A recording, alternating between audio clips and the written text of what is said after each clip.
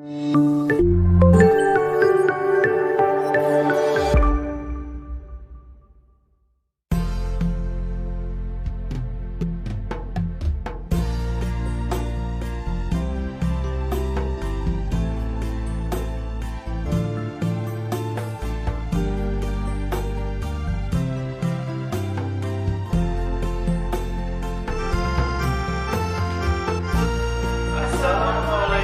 warahmatullahi wabarakatuh.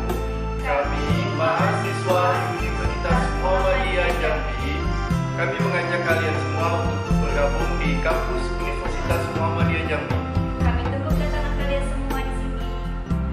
Universitas Muhammadiyah Jambi, profesional, entrepreneur, dan Islami. Wassalamualaikum warahmatullahi wabarakatuh.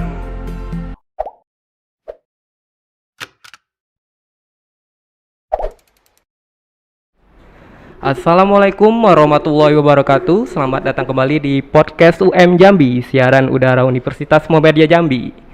Bersama saya Rian Dani yang kali ini pertama kalinya hosting di podcast UM Jambi. Dan kali ini kita akan menggunakan bahasa Inggris karena kita kedatangan special guest here. Dan untuk selanjutnya izinkan saya untuk melepaskan masker karena kita udah menjaga jarak saat ini. Okay, the first, I'm excited to be here because we have special guest here, Mr. Dr. Sanju Kumar Singh, BBS MSM Postdoc. Yes, thank you. How are you, Mr.? Yeah, I'm fine, thank you. Well, It's such an honor to have you here. I'm very pleased as well having with you. So I would like to know, is it your first time to be in Jambi? Yes, it is my first time in Jambi, and the moment I landed, I see it's very green, very green, and it's just such a huge city, and people are quite friendly, smiling, and easygoing people. So I'm really touched with the city. Wow. Okay, so this is your first time, and you came from Kathmandu, am I right?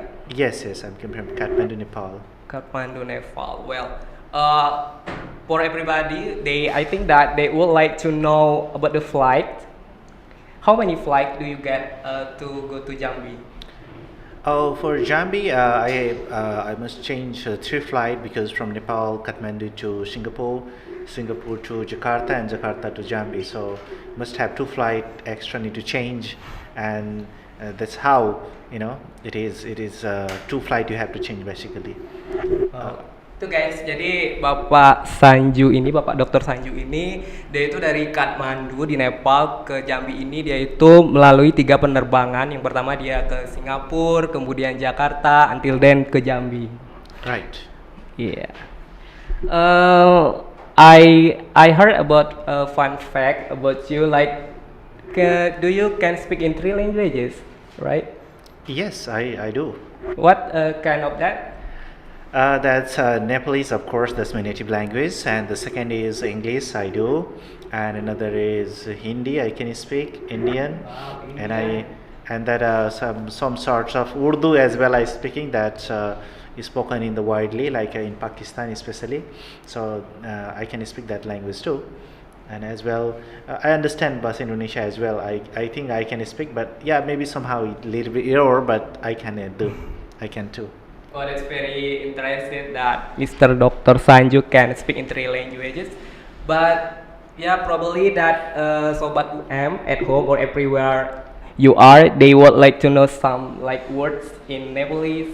Probably I love you. Probably you can say to us about how to say I love you in your language. Wow, that's such interesting, Yeah, very I love you. interesting. We would like to know about You that. catch the very, very interesting point that you would just want to propose some lady in Nepal. Then Yes, perhaps, probably yeah? for the- yeah, Perhaps, okay. So it's called I love you in Nepali because mo timilai maya garchu. Mo Timilai timilai maya maya garchu. gercu. I think I take time to memorize that. Yeah, it is. Yes. This is how it is. So yeah, maya means love. Mine's me love. Maya. Maya. Maya means love. Maya That means I love you. This means mo timilai maya garchu. Okay. That's very unique, right, guys? Yes, indeed. And then Indian, I think like Indian, मैं आपसे प्यार करता हूँ. मैं आपसे आपसे प्यार आपसे प्यार करता हूँ. करता हूँ. Yes. करता हूँ. Wow, that's very interesting to be known about that language. Yes, right. Also that, so you have done international seminar few hours ago, and then you sung, right? Sung little bit in Indian. Oh yeah. That was with the lunchtime, right? Lunchtime I did. Probably dari Sobat UM di Jambi mungkin pengen mendengar Bapak ini ya menyanyi sedikit tentang Indian ya, karena Bapak ini bisa menguasai bahasa Nepal, Inggris, kemudian India. Ini sangat menarik ya untuk Bapak. Right. Can you please like sing a little bit in Indian song? Like kuci kuci utahe, like that. Maybe I can speak a little bit Nepali also, and then Indian also. Yeah, that might be okay. good, Okay. So you'll be know about Nepali taste also, Okay. So that's one peaceful song. This is not religious song. This is not just peaceful, That's sung by International Peace Ambassador from Nepal for UN. That's her name is Ani Saingdolma. She sang that song.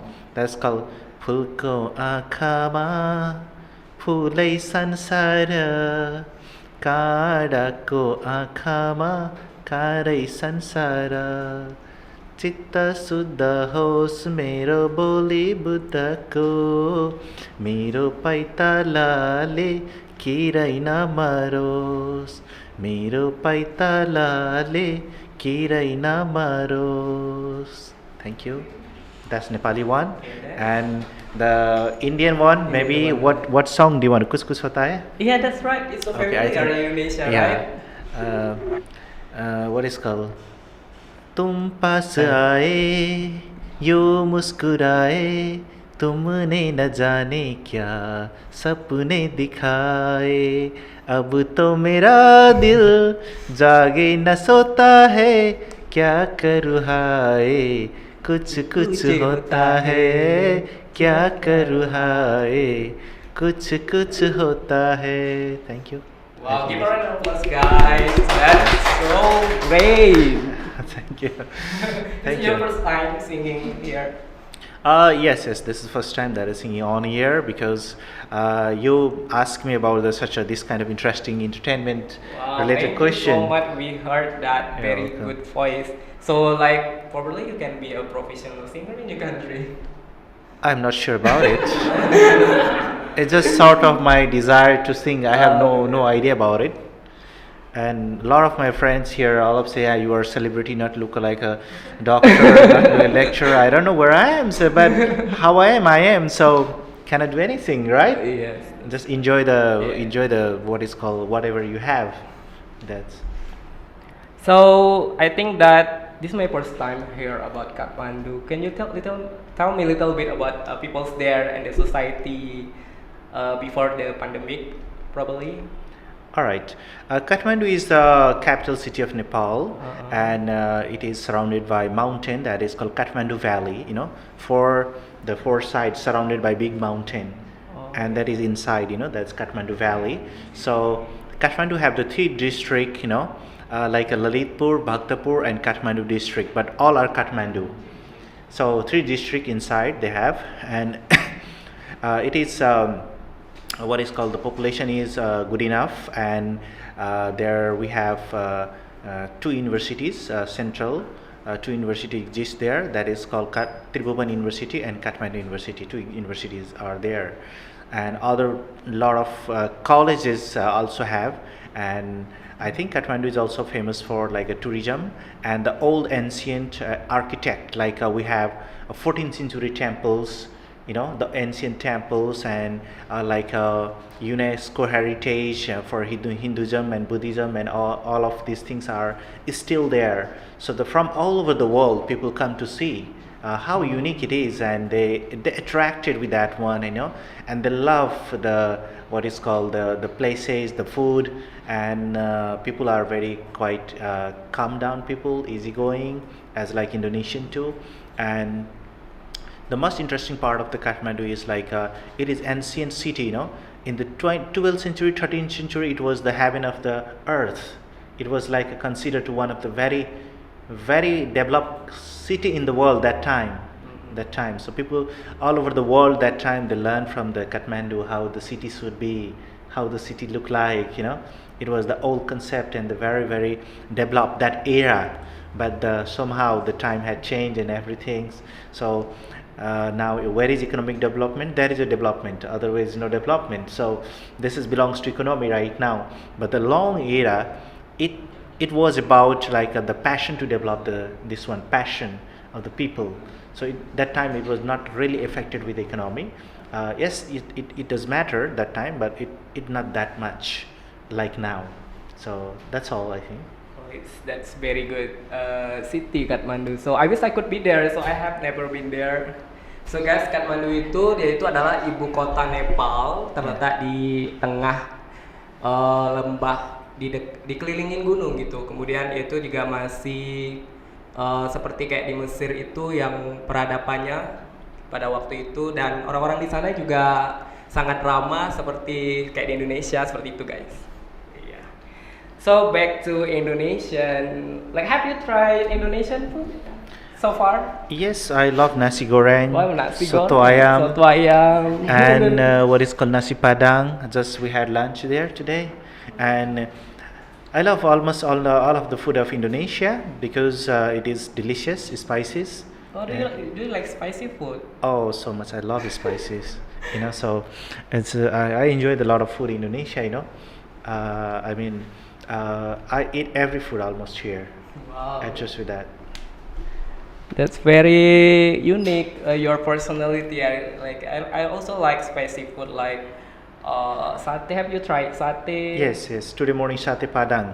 Satay padang, that's good. I have tried. That's very delicious. Oh, that's the the satay padang. The gravy one is it's same like our taste, Nepalese taste. Oh, Nepalese taste. Yes. So I would like to know about your probably like family. How many siblings do you have, and then what their support to you until now? Okay, well, about my family, my father is already passed away when I was what is called SM, here called SMA, we call higher education in Nepal.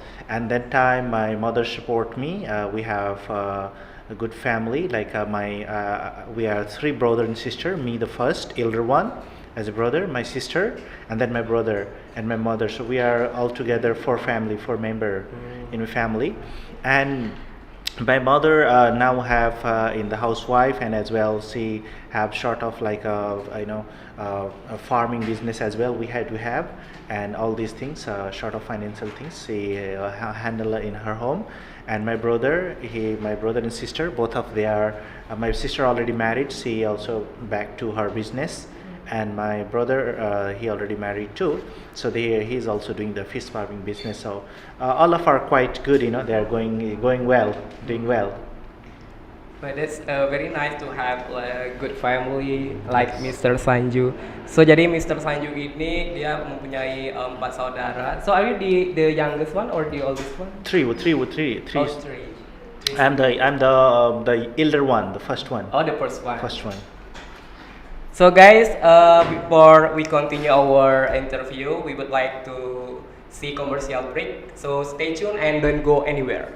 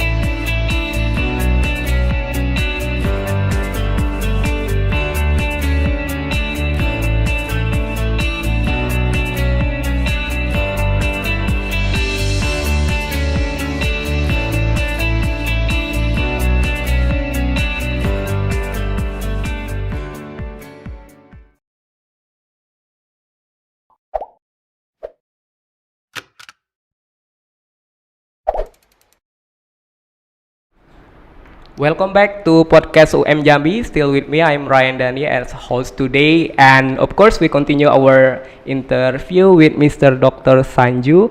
So this section it will be about like academic life, for about his history, and also I would like to remember you to. We would like have a Q&A section. Just write down your question below, and then I'll read it. So just feel free to write your questions. So, Mr. Dr. Sanju Kumar Singh, is it my pronounce is right? It's certainly it's correct. Go ahead. Okay. So, I would like to know about your education history from bachelor and then a master degree and then doctoral degree. Can you tell me about your experience until you get in early 30? Wow, that's amazing. It is such a very challenging, my journey. I just start my what is called high schools in Kathmandu, and then get my bachelor when I was getting my master's while and then I decided to take my MBA outside of my country. So I have tried for UK, USA, and what is called Finland, but fortunately that Indonesian government one scholarship have in a collaboration with it's called NAM, non-aligned movement, that it's called Developing Country Partnership Program. I got that scholarship by Dikti, So I have completed that program with the masters, and again I got PhD scholarship with fund of it's called World Class University Program by what is called Universitas Erlangga Surabaya. So I have completed that program again, and now I have like a joint it's called postdoc fellowship, with the Universitas of Erlangga. So I just keep continue, but it was like a continuous journey, non-stop journey. I was like a kind of a little bit tired, but when I see that is called, I realize that time is moving very fast. Yes, If we, that's very fast. yeah. So if you not catch at the moment quickly your opportunity, then opportunity will leave you far away. So I just realized that I'm young, I'm energetic, and if I put my effort for these things, it might gonna change a lot of people's lives. Like I'm young, I have knowledge, I acquired the degree, and I can teach, and my idea can change a lot of people's mind, and a lot of people in the transform to the lot of people into educations. So regardless a lot of turbulences in my life, I have achieved so far all of the degree very well, and with I had my best effort to get all my degrees, and that's how I completed. Wow, that's very amazing experience Thank you. to have, Dr. Sanju. So, I would like to know about Tribhuvan University. So, Yeah. are you a lecturer there? Yeah, I'm lectured there, but now because of my study related things, I'm still here. So when I go back, the position will be starting. Wow. So it is kind of for a while, because even though you are working there, but can have leave. Can be leave apply. So I'm in not the working mode, but it's still there. So, how long you have been teaching in the Tribhuvan University?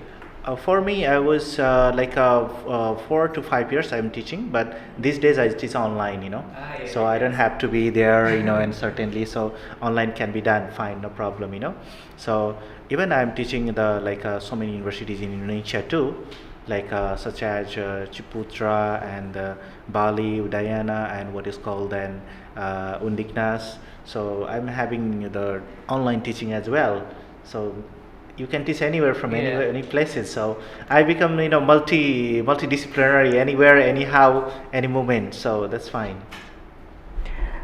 May I know what specific subject that you teach to college students?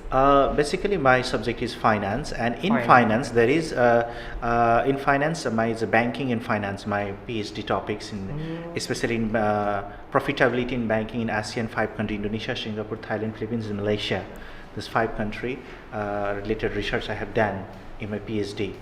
Though I teach because in management, basically I teach investment management, international finance, international business, and as well entrepreneurship, and I have taught several subjects, which is related to management in strategy management, and what is called, these all are management and human resource as well, but my specialization in finance is basically in finance, so finance related subject I Oh taught. iya. Oke guys, jadi Bapak Dr. Sanju ini dia itu mengajar di Universitas Seribu Fan dan mata kuliahnya itu adalah keuangan. Ya dia juga udah ngajar di situ sudah 4 sampai 5 tahun belakangan ini, dan karena pandemi dia ngajarnya online. Yep. And I would like to know about your functional position. I mean, in Muhammad Jambi University, as a lecturer, we have like expertise assistant first position, and then the second one we go to lecture, and then lecture 300, and then we have the head of lecture. Okay. How you can achieve step by step that position? Because since I'm a postdoc, Yeah. postdoc after PhD there is a postdoc, I'm postdoc and I have several publications, and I have several teaching experience, several years teaching experience, so I can directly apply in professorship. Wow. I'm eligible for that, so I'm just waiting for a moment that when the vacancy will be open, then apply and then have interview, sort of interview. Hopefully I can be the professor, hopefully next year 2022. I mean, I know you can do it. You are very smart and very it's- focused on your achievement, right? Thank you so much for this kind wish. Hope so. So, like difficulty to achieve that position, lecture like that. So probably that in this campus, like the lecture, they have like some of difficulty to read the research. Do you have any tips to make it easier to write a research? To find topic and then motivation, something like that. Certainly, it's not that easy to do research. It is for beginners. It is very hard. But one thing I say to them, everyone, that you have to have the word is called starting. You have to start doing everything. So first of all, you start. The problem is that you don't need to afraid. People just start afraid. Oh my God, I cannot do that. This is hard. This seems hard. This seems hard. But that is hard means you can also make it easier. So that is a hard. That if there is no problem, what are you going to solve? Yes. If that is hard, then you have to solve. That's the challenge, So it is not easy to publish in international journal, and it's not impossible, but it's also not easy. Yeah. It is, you have to have the certain process. Like there is, I know the Indonesian lectures have one problem, that is English barriers. The first, like English language barrier. While they're writing, they face like, oh, this is tiring, this is boring. But one thing I would like to suggest, like the young lecturers and whoever the lectures in this university, that the lectures need to little bit to struggle. Little bit need to yes, it is tiring, but when you get the result published in your journal, you'll be happy. So my point of view is that you need to little bit focus. Yes. Manage your time, and of course the lecturer of Universitas Jambi is quite energetic, quite humble, kind, Very humble. Yes. But one thing is that they need to do is that my opinion, it is not like a very remarkable, just like a simple opinion is that little bit you need to manage the time for research if you want to publish international journal. But it's not hard, trust me, it's not hard, and it's not that easy too. So you know what I mean. That means you have to go for process, go into process, that you have to take a look and this. But if you don't know, then you have several way. You have many research and lectures. You contact them how to get it. You have to active in that sector.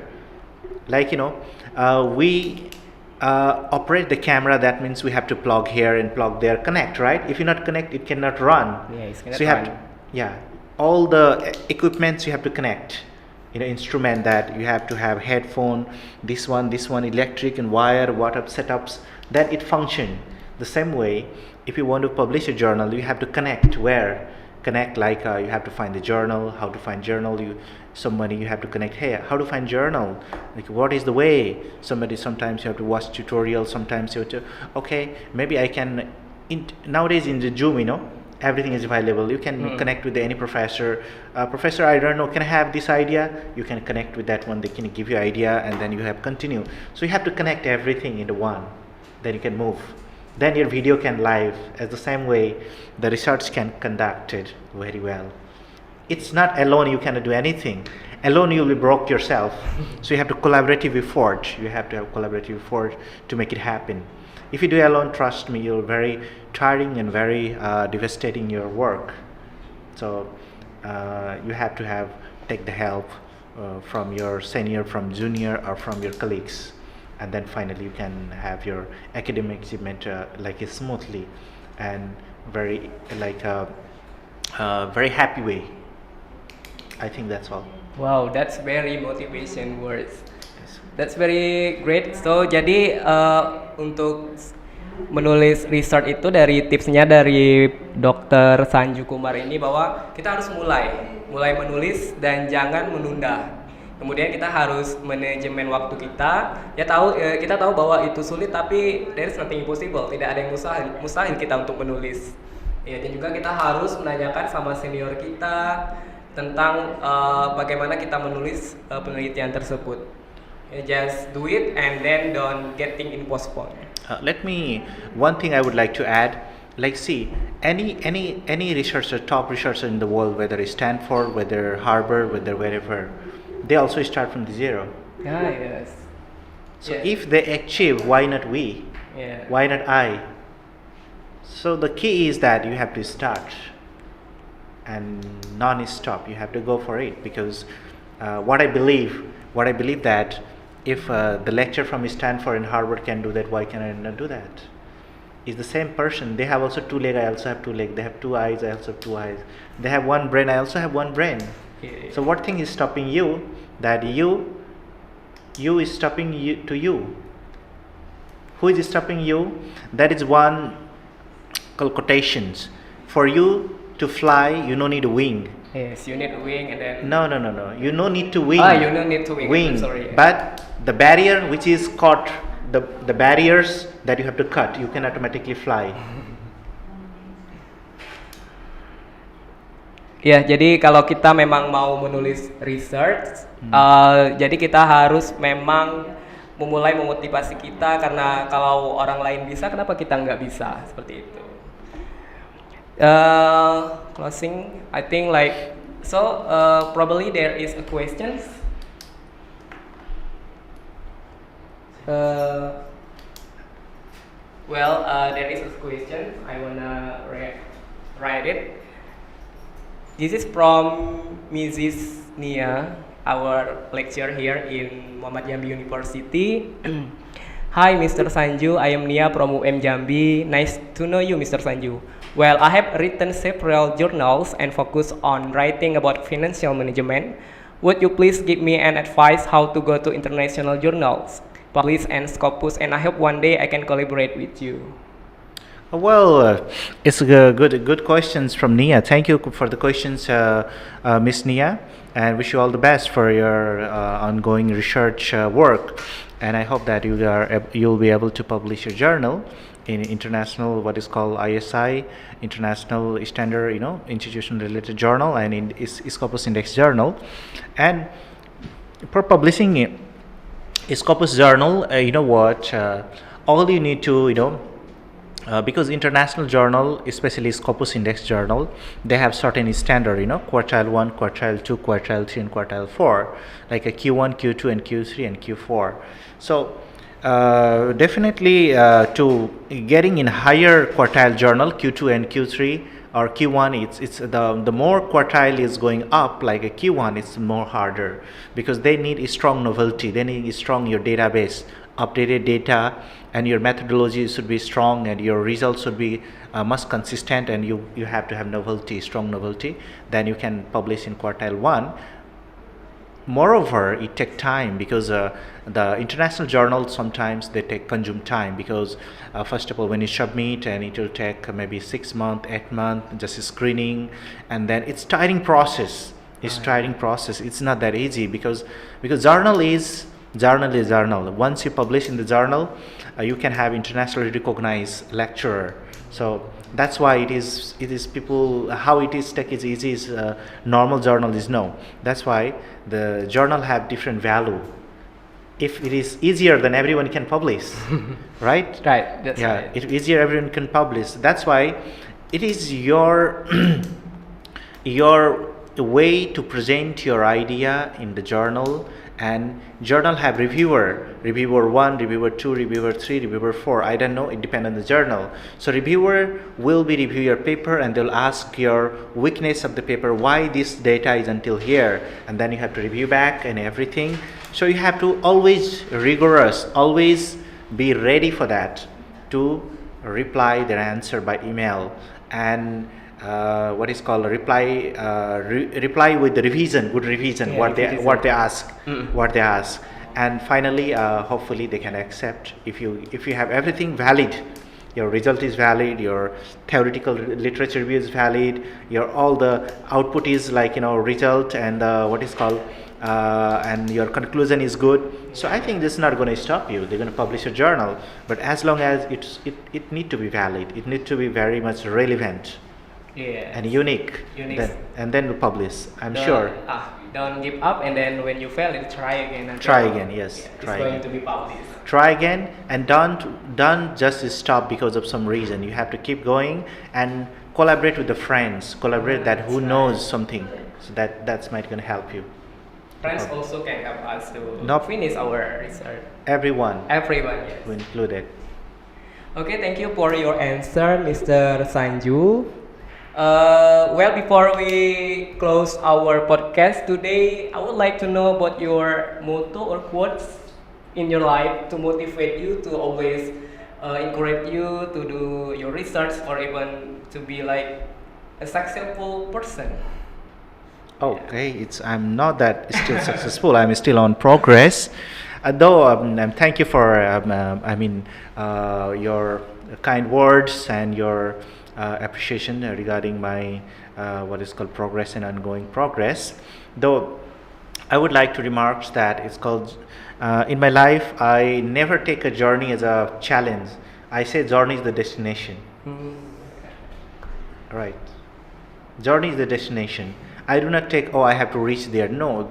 If I say I will reach there and that's achieved, then motivation will no longer exist. So my journey is my destination. So enjoy the journey. Yes. Jadi quote-nya itu adalah just enjoy your journey, just enjoy your perjalanan hidup kamu. Jangan ngeluh, just focus also, right? Yes. Yeah, to achieve whatever you want. Exactly. Okay, I think that we are finally in the end of the section today, podcast today. Thank you so much for coming, Mr. Sanju. You're welcome. And one thing I would like to add at the finally that you have to be whatever the consequence come in the life, you have to be patient and peaceful in the life, in the heart first. If you're not peaceful, you cannot expect something peaceful from outside. So That's very nice. you have to peaceful inside of your heart first.